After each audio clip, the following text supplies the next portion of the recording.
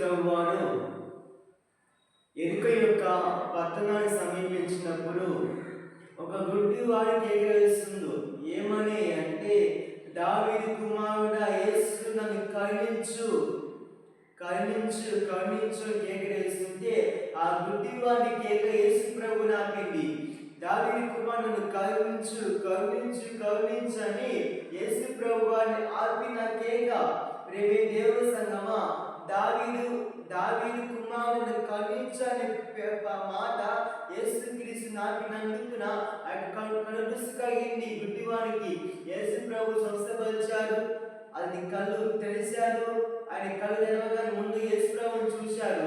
ప్రేమైన విశ్వాసులారా, నీ ఆత్మీయ జీవితంలో నీకున్న సమస్యను బట్టి, నీకున్న పరిస్థితిని బట్టి, నీకున్న ఆ యొక్క సిచ్యువేషన్ బట్టి ఒకవేళ మనసుని తోసివేసిపోతున్నారా, మనసుని దాటిసిపోతున్నారా, పర్వాలేదు కానీ ఒక్కసారి దాటిపోయేవారు కారాయన.